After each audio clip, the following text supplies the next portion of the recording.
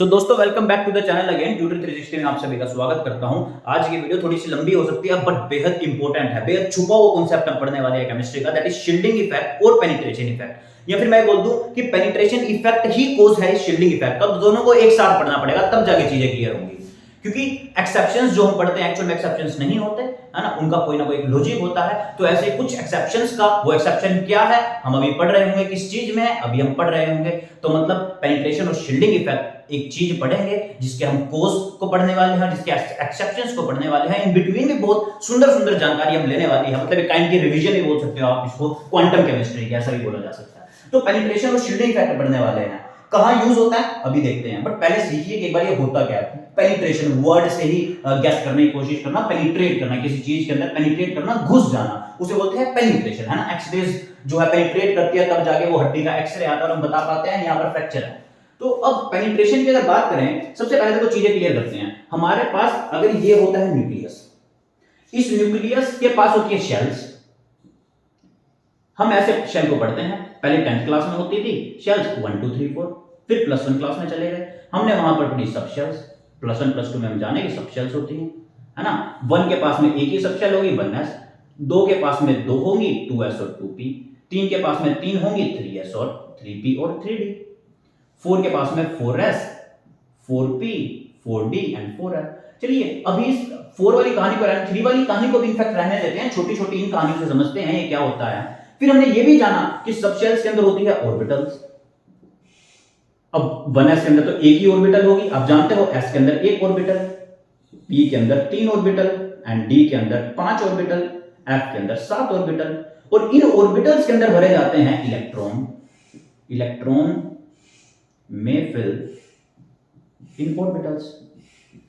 So what are orbitals? सबसे पहली कहानी की ऑर्बिटल्स क्या होती हैं। दो चीजें प्रेजेंट होती है, दो चीजें देखो इस न्यूक्लियस के अराउंड, या तो इलेक्ट्रॉन होगा या नहीं होगा, दो ही चीजें हैं, या तो इलेक्ट्रॉन होगा या इलेक्ट्रॉन नहीं होगा।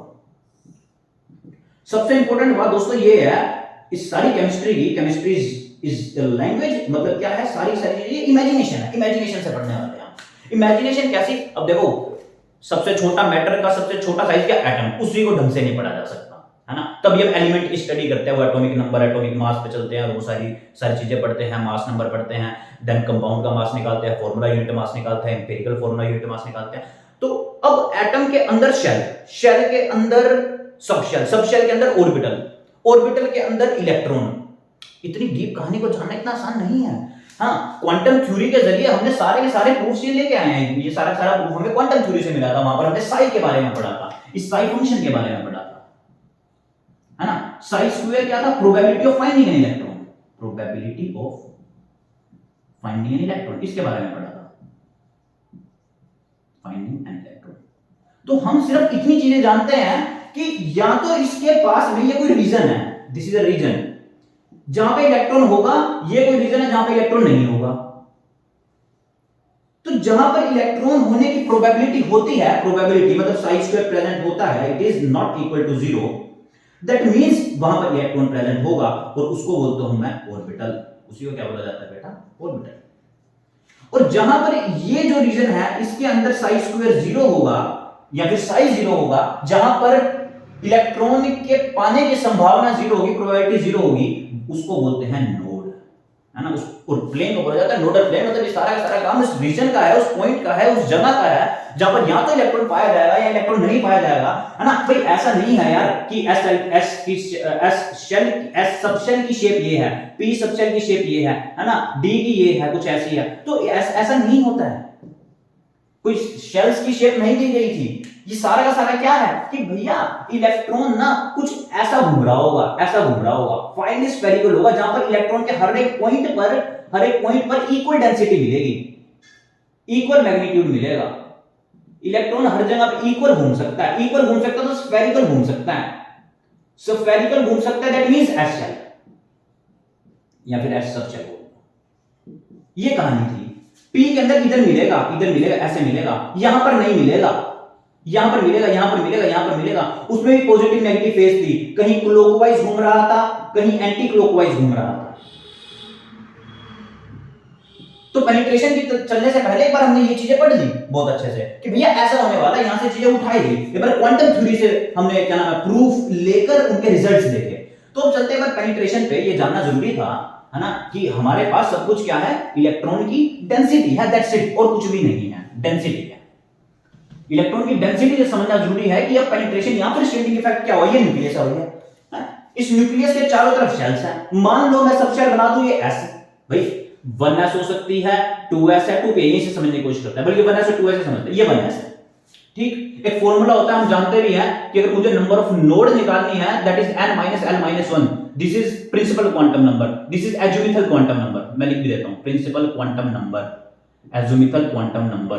मान लो 1s लिखा है, 2s लिखा है, 1s का मतलब क्या हुआ, n की value 1, this is n, ns है ना, s p d f, n की वैल्यू क्या होती है 0 1 2 3, सो दिस इज 1 - 0 - 1, 1 से 1 कैंसिल है, कोई नोड नहीं है, जीरो नोड है, मतलब हर जगह इक्वल प्रोबेबिलिटी। जिसकी स्फेरिकल शेप होती है, मतलब सेम सिमेट्री होती है। सिमेट्री का मतलब क्या, ये एस है, इधर भी सेम, इधर भी सेम, इधर बनाऊं इधर भी सेम, इधर भी सेम, है ना, या फिर कहीं भी बना लो, इधर बनाया या फिर इधर बनाया, हर जगह सेम मिलने वाली है, उसको बोलते हैं स्फेरिकल सिमेट्री। और जितनी स्फेरिकल सिमेट्री उसकी एनर्जी उतनी ही कम होती है और वो उतने ज्यादा स्टेबल होता है ना, उसकी अट्रैक्शन भी उतनी ही होती है। इसका मतलब ये हुआ एस सेल सबसे पहले मिलने वाली थी। एस सेल क्यों सबसे पहले मिली, क्योंकि स्फेरिकल सिमेट्री है, इसकी वजह से पहले मिली थी, तो सबसे ज्यादा अट्रैक्शन भी इसी का होगा।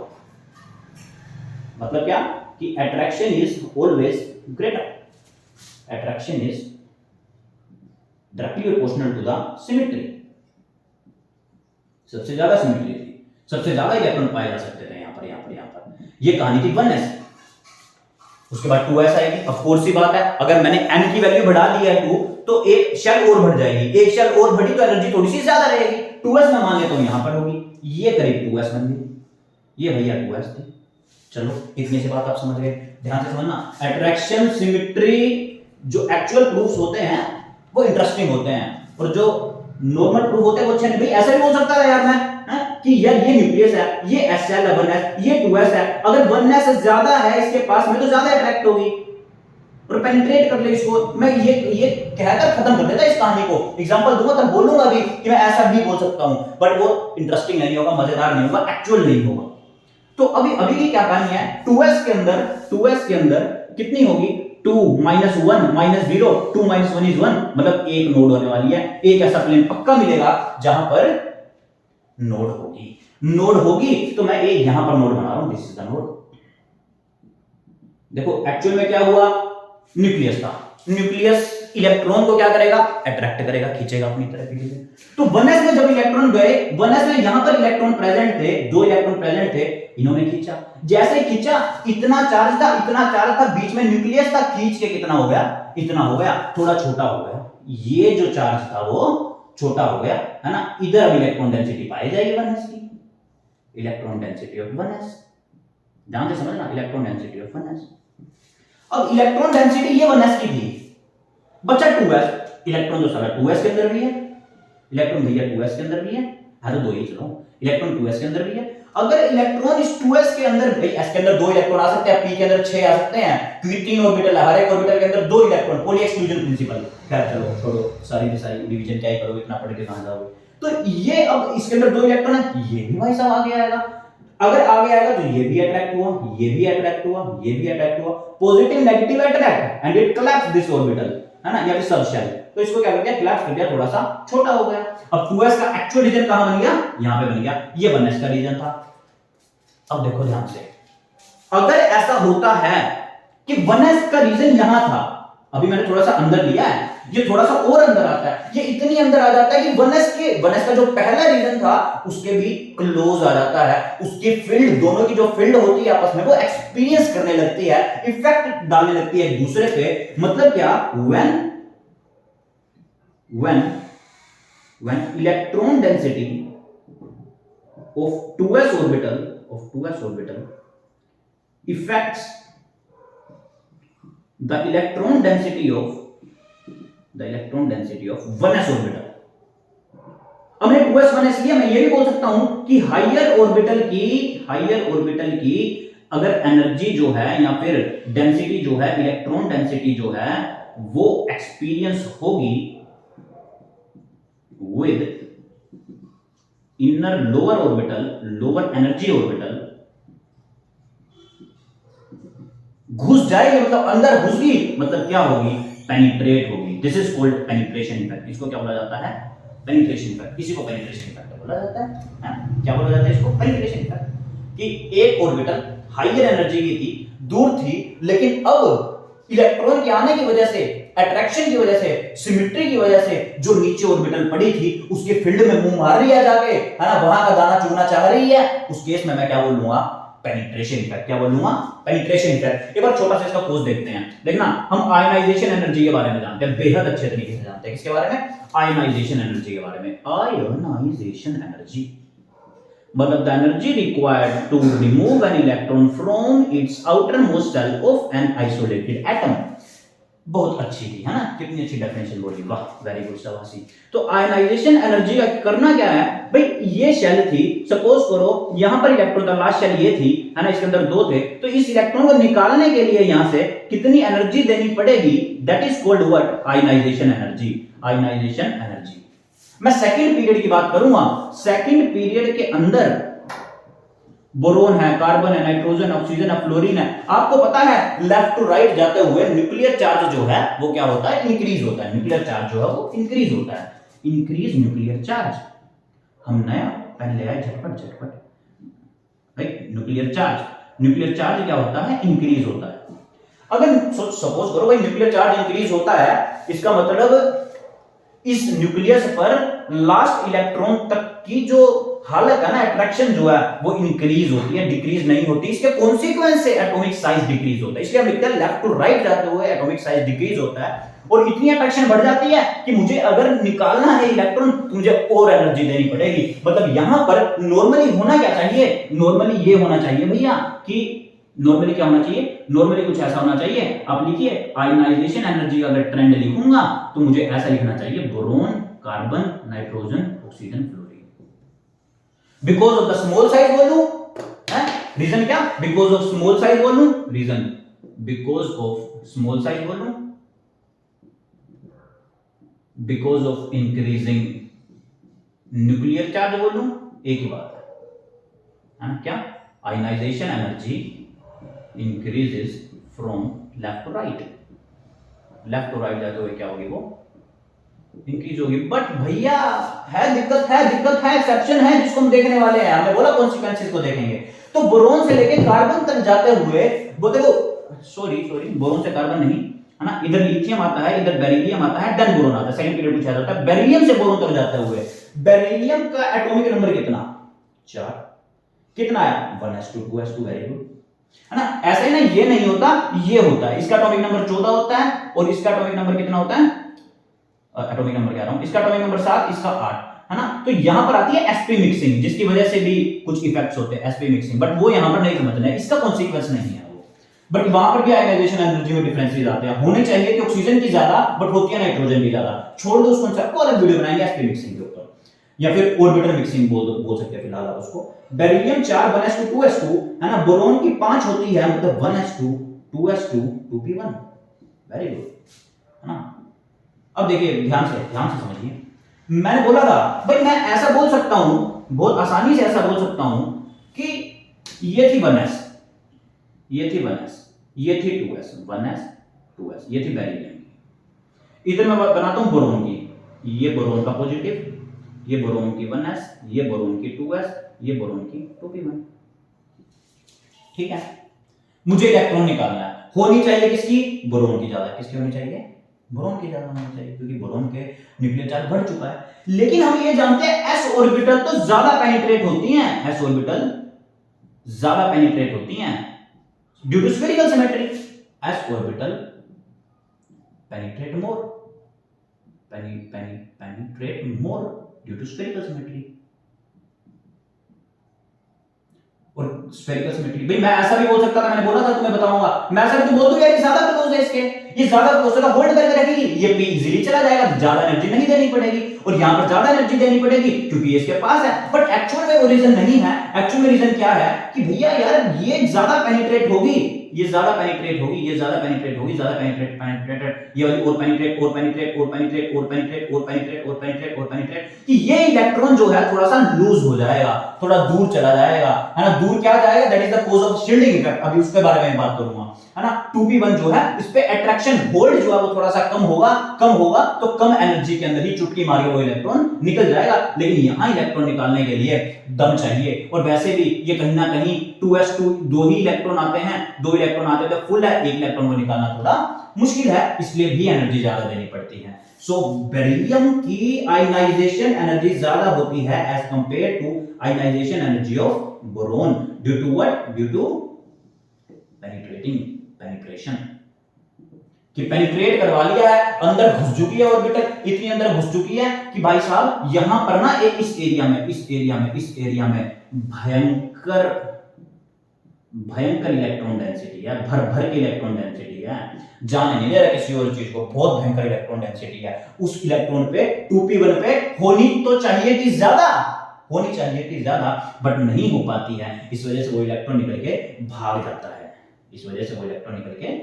जाता है, इसको क्या बोलते हैं, पेनिट्रेशन, जिसकी वजह से आयनाइजेशन एनर्जी का अपन एक छोटा सा एग्जांपल पढ़ा।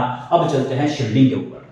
पेनिट्रेशन के अंदर इतना ही है, होप आपको समझ में आया होगा। अगर नहीं समझ में आया तो दोबारा से पूछ सकते हैं, जो भी डाउट है आपके किसी भी हालात में, जैसा भी आप पूछना चाहो। i360 ट्यूटर आप इंस्टाग्राम कर सकते हैं या फिर यूट्यूब कमेंट कर सकते हैं, जो मर्जी चाहो। चलो आगे चलते हैं शील्डिंग के बारे में। शील्डिंग मतलब क्या, शील्ड कर देना। शील्डिंग मतलब क्या, शील्ड कर देना, एक शील्ड बना देना, कैप्टन अमेरिका वाली शील्ड बना देना कि अब कुछ भी आगे इस पे, है ना, आप अटैक कर लो, मेरे को कोई असर नहीं होगा, मुझे कोई भी असर नहीं होगा। ऐसा ही कुछ काम होता है शील्डिंग इफेक्ट का।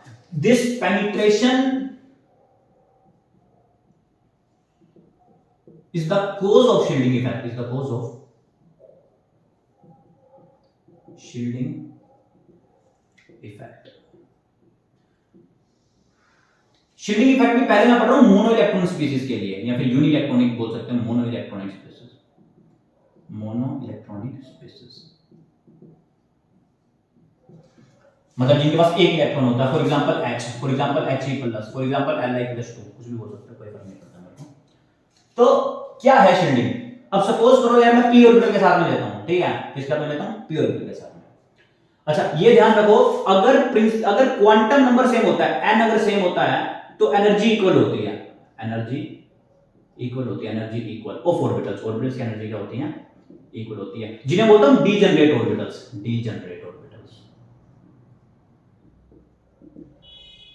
मतलब 1s की एनर्जी होगी, उससे थोड़ी बड़ी होगी 2s की, देन 2s 2p की इक्वल होगी, देन बड़ी होगी 3s 3p और 3d की इक्वल होगी, फिर बड़ी होगी 4s 4p 4d and 4f की इक्वल होगी। ये सारे के सारे क्या हैं, these are degenerate orbitals, इन्हें क्या बोला जाता है, डिजन, जिनकी एनर्जी क्या होती है, इक्वल होती है ना। अगर n बड़ा है तो उसकी बड़ी होगी, है ना, कोई दिक्कत नहीं, बट n सेम है तो सेम होगी। कब, यूनि इलेक्ट्रॉनिक स्पेसेस में। दो इलेक्ट्रॉन में आते ही ऐसा क्या हो जाता है, ये चेंज हो जाती है, ओपो प्रिंसिपल हमने देखा भी है, कुछ ऐसा बन जाता है 1s 2s 2p 3s 3p, जिन्हें हम स्लेटर रूल के अकॉर्डिंग पढ़ते हैं या फिर हम n+l रूल के अकॉर्डिंग पढ़ते हैं। यहां पर ऐसा क्या हो जाता है, शील्डिंग इफेक्ट से इसकी कहानी को एक बार अच्छे से समझते हैं। देखो ये प्लस है न्यूक्लियस, ये आपकी 1s सेल है, ये आपकी 2s सेल है, हाँ 2s सेल है। अच्छा देखो 1 इलेक्ट्रॉन के लिए 2s और 2p की इक्वल होती है एनर्जी, ये एनर्जी 2s की यहां से यहां तक है, तो मैं इसी कॉन्सिक्वेंस में p ऑर्बिटल भी अंदर ही बना रहा हूं। कई लोग बाहर बनाते हैं, बट मैं क्या कर रहा हूं, उसको अंदर बना रहा हूं। आप भी अंदर बनाओ तो ज्यादा बेहतर है, क्योंकि एनर्जी इक्वल है।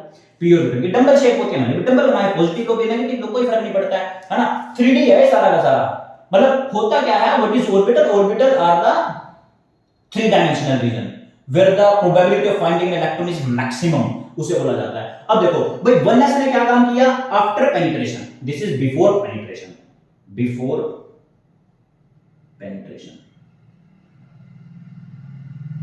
अब आफ्टर पेनिट्रेशन समझते हैं क्या होगा। ये जो 1s थी ये अंदर आ गई, है ना, ये अंदर भैया अंदर,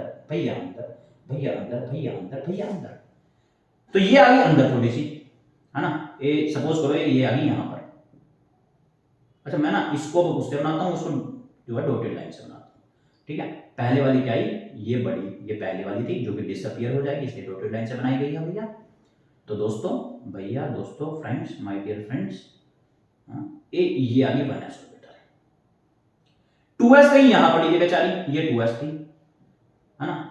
2s उठकर किधर आ गई, अच्छा यार ये भी डॉटेड से बनानी पड़ेगी, तो 2s आ गई उठकर इधर, ये गई इधर, ऐसे पेनिट्रेशन, पेनिट्रेट हुई, है ना, और ये बन गई क्या, डॉटेड लाइन, किसकी, 2s की।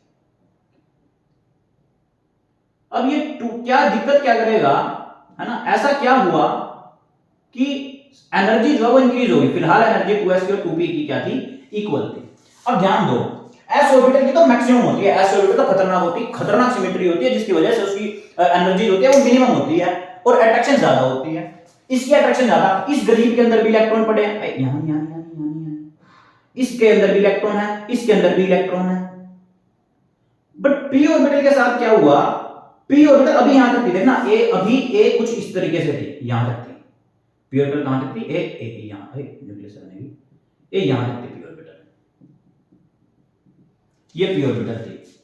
लेकिन s के अंदर भी इलेक्ट्रॉन और इस p के अंदर भी सपोज करो इलेक्ट्रॉन है, यहां पर भी इलेक्ट्रॉन बढ़ दिए, यहां पर भी इलेक्ट्रॉन बढ़ दिए, ये मैंने एक एक्सिस में दिखाई है ना। ये सपोज करो x एक्सिस, ये सपोज करो y एक्सिस, ये सपोज करो z एक्सिस, है ना। px की शेप कैसी होती है, px की मतलब ऐसी होगी, py की कैसी होगी, मैंने इधर लिया ऐसी होगी, pz क्या होता है, इंटरन्यूक्लियर एक्सिस में लेते हैं मोस्टली z, तो ये z होगी ऐसे, है ना, एक्सियल होती है सारी की सारी। तो कोई भी मान लो तुम कोई भी लिया, 3D है, मैं एक्सिस को इतना मायने नहीं देता, वो बोल देता है मैं, कहीं कोई भी एक्सिस कहीं भी हो सकती है, तो ये z होगी। इलेक्ट्रॉन s के अंदर भी उतने ही, इलेक्ट्रॉन p के अंदर भी उतने ही, और इलेक्ट्रॉन आने की वजह से भाई यहां ये शील्ड कर चुका, शील्ड यहां क्या बोला मैंने, खतरनाक, भयंकर, है, अफलातून कैप्टन अमेरिका की शील्ड बन चुकी है, कैप्टन अमेरिका की शील्ड ऑफ व्हाट, ऑफ भयंकर इलेक्ट्रॉन डेंसिटी, बहुत तगड़ी इलेक्ट्रॉन डेंसिटी की शील्ड बन चुकी है, जो कि अब प्रोटेक्ट करेगी बाकी इलेक्ट्रॉन को आने से। अगर इलेक्ट्रॉन आया, नेगेटिव रिपेल, अरे नेगेटिव रिपेल, और नेगेटिव रिपेल करेंगे, तो अब ये ऑर्बिटल ऐसे नहीं, ये ऑर्बिटल करवा जाएंगी एक्सपैंड, ये ऑर्बिटल क्या करवा जाएंगी, है ना, पोज क्या है, so expansion of p orbital, expansion of जादू हो गया, p ऑर्बिटल पहले अंदर थी, अब उठ के बाहर चली गई, तो एनर्जी क्या होगी, इसकी ज्यादा होगी, डिस्टेबलाइज होगी, जिसकी कम एनर्जी वो ज्यादा स्टेबलाइज, और जिसकी ज्यादा एनर्जी वो कम स्टेबलाइज, डिस्टेबलाइज। तो यहां से एनर्जी ज्यादा हो गई, इस वजह से 2p जो है इससे ज्यादा हो गई, है ना। फिर ऐसे ही आगे 3s ज्यादा था, फिर 3p की ज्यादा हो जाएगी, 3p और बाहर निकल जाएगी, पंख फैला लेंगे अपने, हां, पंछी पंख फैलाएगा तभी उड़कर जाएगा। तो जैसे ही वो उड़कर चला गया पंछी, तो इसका मतलब एनर्जी उसकी ज्यादा हो चुकी है, वो जाके कुछ भी कर सकता है, खाना खाए, मरे, कूदे, हैं, किसी चील के पास जाए, कहीं भी जाए उठकर। तो अब अगर ये ऑर्बिटल बड़ी हो चुकी है, किसकी वजह से, इस शील्डिंग की वजह से, ये क्या बन चुकी है, शील्ड तैयार हो चुकी है ना, और इस प्रोसेस को बोलते हैं शील्डिंग इफेक्ट। सो पेनिट्रेशन की वजह से ही शील्डिंग हुई, इसीलिए ये दोनों इंटरडिपेंडेंट, इंटरलिंक्ड टॉपिक थे, जिसको हमने एक साथ पढ़ा। अब एक बार इसका कॉन्सिक्वेंस, अच्छा कॉन्सिक्वेंस तो देख ही लिया, बट फिर भी एक बार उसको टेबल वाइज देख लेते हैं, छोटी सी बातें समझ लेते हैं, है ना। वो प्रिंसिपल की भी बहुत तगड़ी डेफिनेशन आपको मिल गई होगी, है ना। अच्छा ये देखो, जब तक एक इलेक्ट्रॉन था तब तक कुछ नहीं था शील्डिंग, इसके लिए नो शील्डिंग, भाई p के अंदर इलेक्ट्रॉन ही नहीं आया, बेचारा 1s के अंदर घूम रहा है, तो क्या शील्डिंग, जितना था उतनी इलेक्ट्रॉन डेंसिटी रहेगी। But for multi electron system, multi electronic system, बल्कि ऐसे कैसे लिखता हूं, ये यूनी इलेक्ट्रॉनिक के लिए और ये मल्टी इलेक्ट्रॉन के लिए। यूनी के लिए 1s इधर, 2s और 2p इधर, ये 2s, ये 2p, ये 3s इधर, ये 3p इधर, ये 3d इधर, ये 4s इधर, ये 4p इधर, ये 4d इधर, n की वैल्यू 1, n की वैल्यू 2, n की वैल्यू 3, n की value 4, shell sub shell, this is energy, potential बोलो कैसे बोलो। तो ये यूनी इलेक्ट्रॉन के लिए था, जहां पर एक इलेक्ट्रॉन था, पड़ा रहेगा यहां पे, अकेला बेचारा, क्या फर्क पड़ता है इसको, 2s की तो वैसे भी ज्यादा, एक इलेक्ट्रॉन था, पेनिट्रेशन नहीं होगी, शील्डिंग नहीं होगी, कोई फर्क नहीं पड़ता। बट जैसे ही एक इलेक्ट्रॉन बढ़ा, पेनिट्रेट हुआ, 2s की एनर्जी थोड़ी सी ज्यादा था, उसके तो पहले ही क्योंकि क्वांटम नंबर इंक्रीज हो रहा था, बट 2p की इक्विवेलेंट थी। अब ये तो डी जनरेट ऑर्बिटल थी, D generate orbital, D generate orbital. ये अब डीजनरेट नहीं रहेंगी, ये डीजनरेट नहीं रहेंगी, ये डीजनरेट थी, ये डीजनरेट नहीं रहेंगी, और क्या हो जाएगा, ये 1s, ये 2s, ये 2p, ये 3s, ये 3p, ये 4s, ये 3d, है ना, और 4p, 5s, तो ऐसे चलती चली जाएंगी ये एनर्जी। सो कॉन्सिक्वेंस क्या हुआ, रिजल्ट क्या हुआ, consequence of shielding is lose of degeneracy, loss of degeneracy, lose क्या बोल रहे हैं, loss बोल रहे हैं, loss of degeneracy of orbital।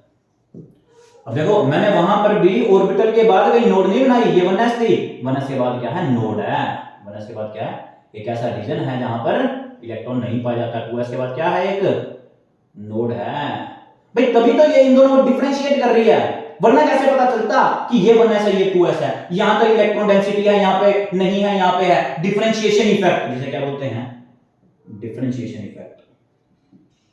अगर मैं नोड लेता तो आपको कंफ्यूजन हो जाती है हल्की फुल्की माइंड में, बट कोई फर्क नहीं पड़ता है नोड होने से, differentiation effect of orbitals via node. Node मतलब क्या, जहां पर इलेक्ट्रॉन के पाए जाने की संभावना जो है वो कतई जीरो है, कतई नील है। तो शील्डिंग इफेक्ट और पेनिट्रेशन इफेक्ट के कोज क्या है, एनर्जी ऑर्डर क्या है, और वो दैट इज बेरिलियम और बोरॉन के अंदर हमने आयोनाइजेशन एनर्जी का कांसेप्ट देखा। चुटकी मार अगर आप रिवाइज कर सकते हो तो दोबारा से कर लो, वीडियो को फास्ट देखो, स्लो देखो, बट कांसेप्ट कोई बीच में नहीं रहना चाहिए। केमिस्ट्री सीखनी है हमें कोई और फालतू की चीजों के बारे में नहीं, और ना सोचना है, ना ही प्लान्स बनाने हैं, कुछ नहीं। हम एक लैंग्वेज है जिसे हमें अपने शरीर के अंदर उतार देना है ताकि हम सब कुछ इजीली समझ पाए। That's it, thank you for watching the video, bye bye, take care.